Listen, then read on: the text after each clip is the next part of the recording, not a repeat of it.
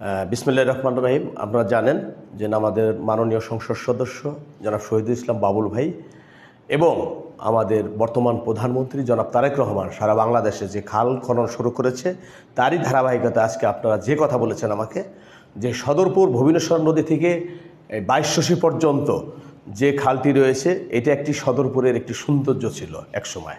কিন্তু সেই সৌন্দর্যকে কিছু জমিদস্যু, কিছু বালুদস্যু এরা ভরট করে আস্তে আস্তে দুই পাশ থেকে এটা নষ্ট করে ফেলছে। আমি সরকারের কাছে বিশেষভাবে অনুরোধ করব যে এই সদরপুরের এই খালটি খনন করে সদরপুরের সৌন্দর্য বাড়ানোর জন্য সরকারকে অনুরোধ করব। এবং আজকে যারা এই খালের দুই পাশে যারা আস্তে আস্তে এই দখল করতেছে, এই দখলদারদের উচ্ছেদ করে এই সদরপুর খালটা খনন করে সদরপুর সৌন্দর্যকে বাড়ানোর জন্য সরকারকে বিশেষভাবে অনুরোধ করছি। বিগত দিনে যারা এই দেশ পরিচালনা করেছে তারা আপনারা জানেন ভোটবিহীন সরকার। ওই ভোটবিহীন সরকার এই দেশে তাদের মন যা চেয়েছে ঠিক তাই করেছে।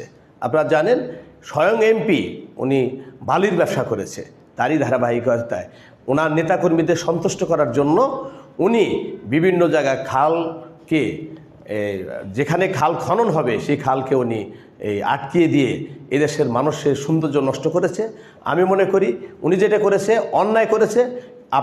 আমরা দেখেছি যে এই ভুবনেশ্বর নদী থেকে একসময় সদরপুরের শ্যামপুরের এই খাল দিয়ে পানি গেত, মানুষ দাঁড়িয়ে বিকেল টাইমে দেখত, একটা সৌন্দর্য ছিল। সেই সৌন্দর্যকে আমি মনে করি বিগত যে সরকার এটাকে বন্ধ করে দিয়ে অন্যায় করেছে, এটার প্রতিবাদ এবং নিন্দা জানাচ্ছি আমি।